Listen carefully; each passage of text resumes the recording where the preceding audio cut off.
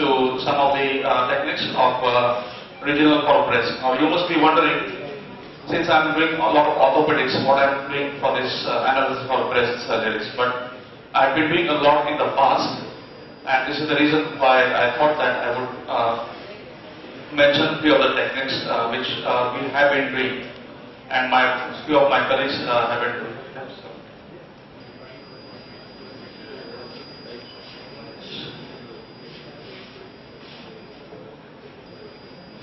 So these are all my original slides. I don't have any one which I have copied from anybody else, because I don't have to do that. It's all my original work, and I get a lot of support from my friends. I thank also Dr. Ritesh for quoting my article in that, and it's time that we start quoting each other, because you also have your articles in RAPM as well, and he is doing a lot of work as well on some of the pen blocks with some of the associated blocks. So anesthesia for breast. Now this is something which I feel that they have been doing a lot of work in the past, where they have the nerve supply which is from the medial side, from the lateral side. There is supraclavicular nerve we saw yesterday. The arm and the superior part of the just proximal part of the intraclavicular area. So it is quite surprising that after so many years, now this was way back in 1974 sometimes, and then now recently they again started dissecting the breast. Why do they do that? Is there any difference in the breast in the past and breast now? I don't think so. There is a difference. So why do they do that?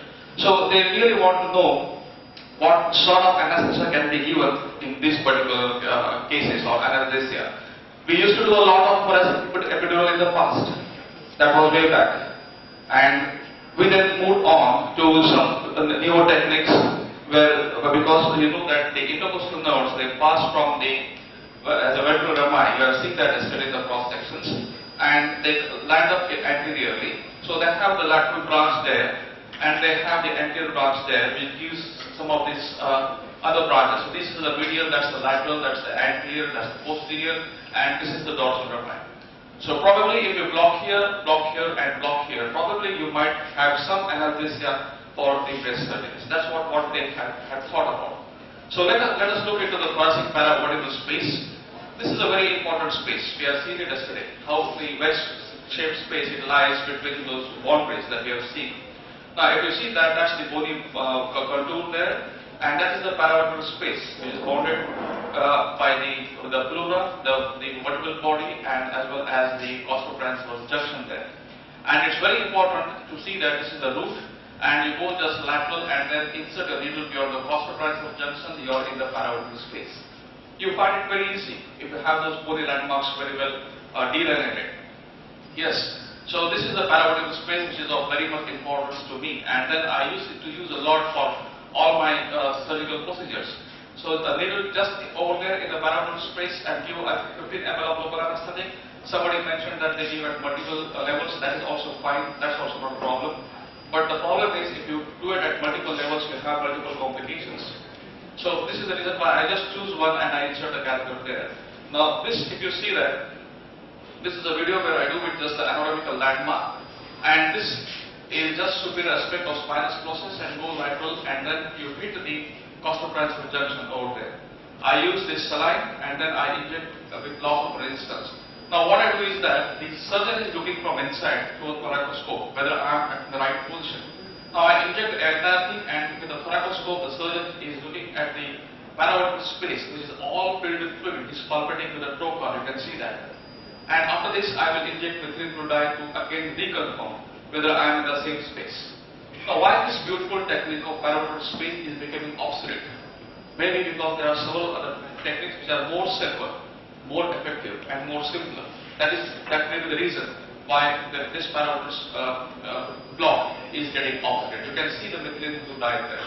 And then you pass in the catheter, which may or may not stay in the paravertebral space. If you go more than 5 centimeters, it goes into the intercostal space. If it is within 3 to 5 centimeters, it lies exactly in the paravertebral space.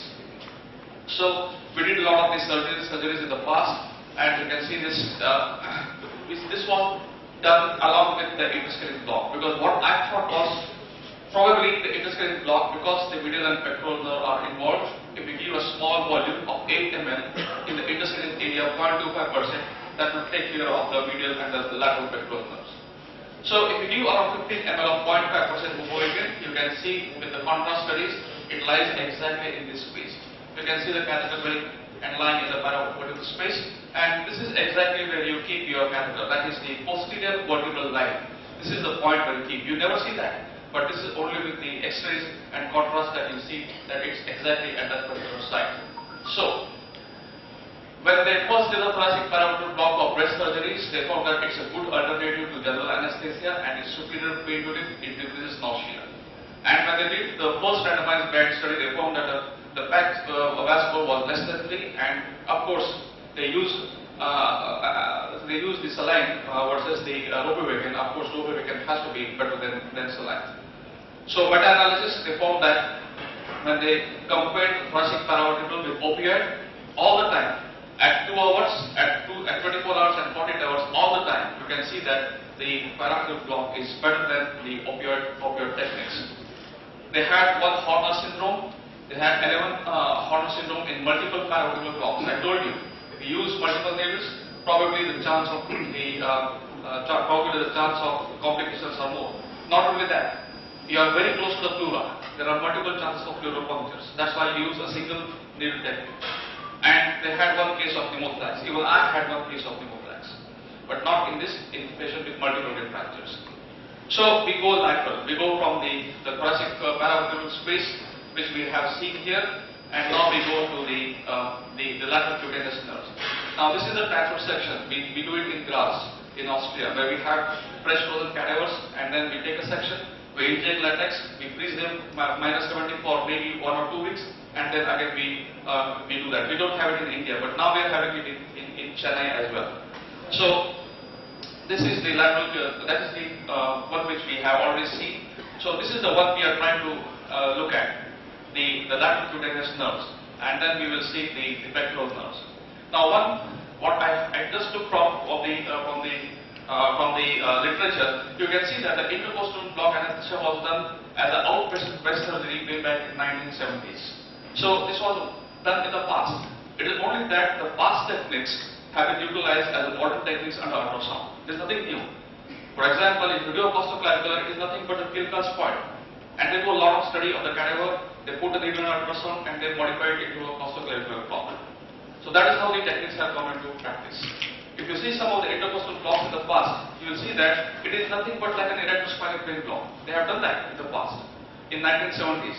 It is just like the past blocks which have been done by anatomical landmark. They lift it up and do it in ultrasound and make it a new block.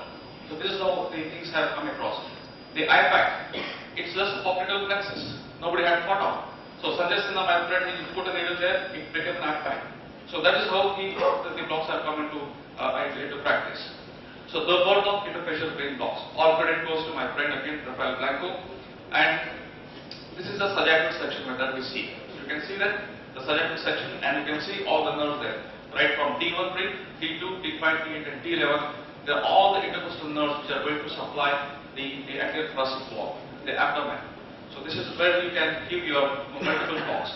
So instead of giving multiple blocks, what I thought that if we give in the facial plane, that was a good idea. If you give in the facial plane, which nobody thought of, then you can have the multiple intercostal nerve blocks.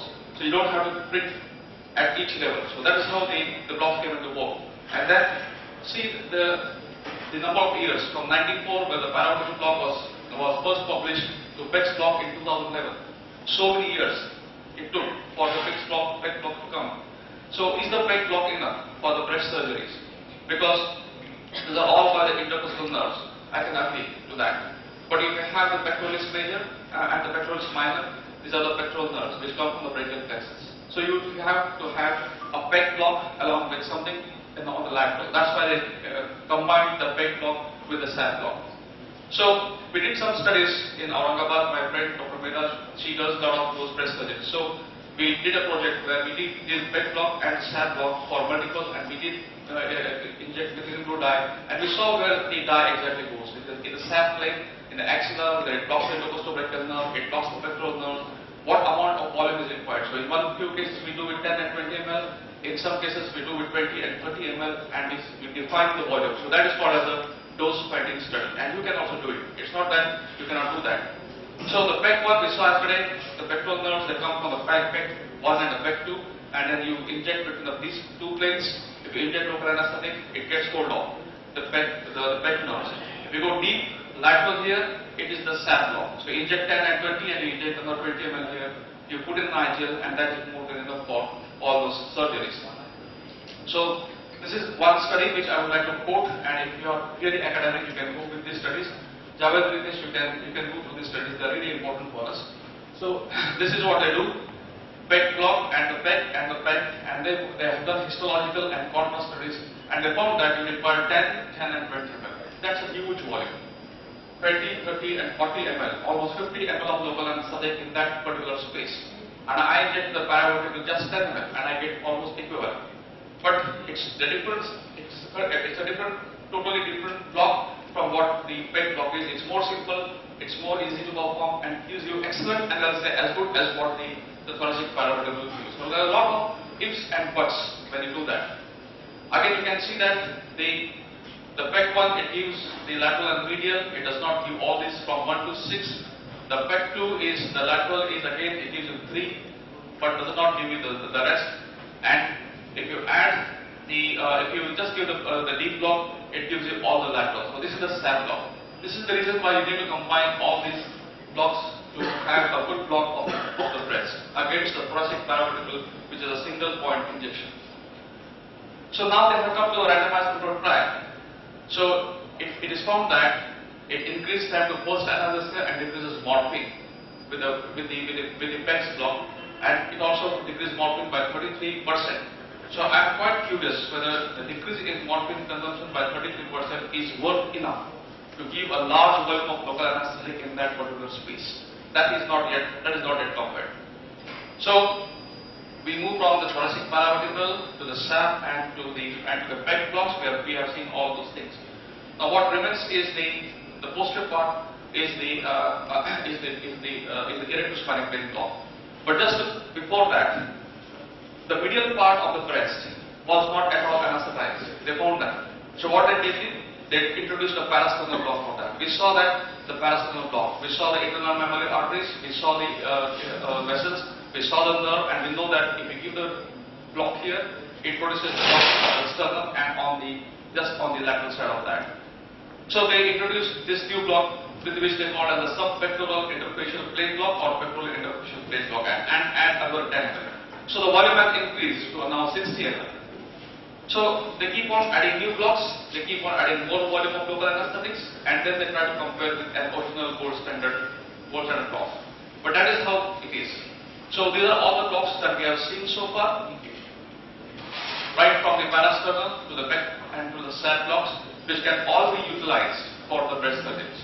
But this is the future. I had a program session with Gopal in AIMS the last week, and yes, this is going to be the future blocks because it's going to be more safe, simple and more effective than the thoracic paravertebral block. So we move on from the thoracic paravertebral to the PEGs and now to the ESP. So they said that if you put the drug on the back, it's going to produce analgesia for the breast, and that's again quite surprising. Because we saw yesterday that if you inject posterior to the costotransfer junction, it is going to block only the dorsal rami and not the ventral rami. So how it's going to give analgesia? It's quite surprising. So of course it was surprising for the others too, and these are some of the sites where you inject. This is the costotransfer junction, and that is the point of injection of the local anesthetic. And this is the ventral nerve. So the drug is going to block only the dorsal rami and not the ventral rami. So, and I thought it's only for simple mastectomy, but they use for modified, they use for reconstructive surgeries of the breast, and they use for almost very complex surgeries of the breast, and that was quite surprising. So there are several articles here, single case report, and they have multiple case reports. My friend Abhijit, we do a lot of research and publications, he also has mentioned for the series of 5 cases, and we had a lot of discussions and arguments on that. So what I did was, under ultrasound I placed on the cadaver, I placed in the electrospinal on both the sides. In one side I placed in the thoracic paravertebral, and other side I placed in the electrospinal. You can see the breathing fluid going in the middle space. When you place in the electrospinal, it goes into the middle space. If you place in the paravertebral, it goes into the middle space and it comes out. So at the level of T5, because the costotransverse ligaments are rudimentary, this is possible. So this is what we have published recently. So this is a possibility that the drug can go anywhere at the level of T4 and T5 only. Then I did a contrast study. This is coming into publication. So you can see again, I place the drug here. It goes into the intervertebral foramen, into the posterior space, and into the ventral space. So again, this is a possibility that at the level of T4 and T5, it can become as good as a paravertebral block, the erectospinal plane. It's only at this level that we find, and not at any other levels. This is not yet published, but this is in the frozen cadaver. Again, you can see I inject at this point. It goes lateral. It blocks the lateral cutaneous nerves.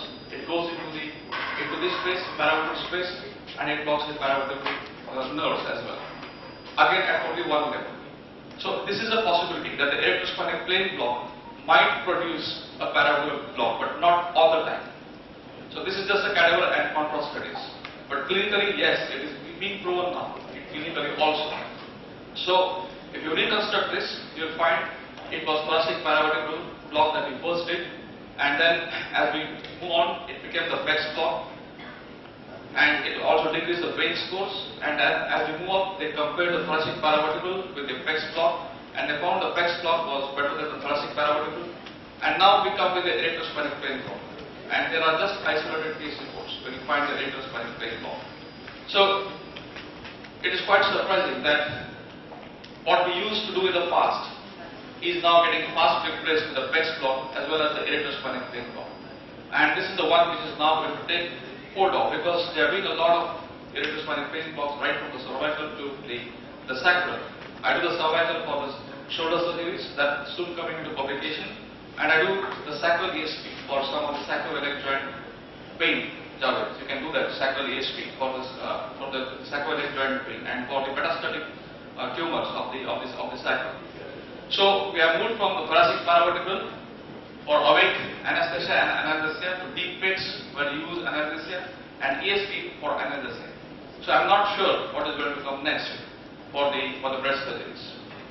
So with this, I invite you. Ritesh has already invited you for AORA. I also, as part of academic director, I invite you to AORA in Chandigarh as well as for AOSA and AORA in Mumbai. This is a track which we do in Pune. We have invited international and national faculties. We focus only on regional anesthesia with a lot of discussions in between. Javed, Ritesh have been a part of it. Amit is there. Hetal was here with us. Amit is going to conduct one of the workshops. So we invite you all, and thank you very much for patient listening.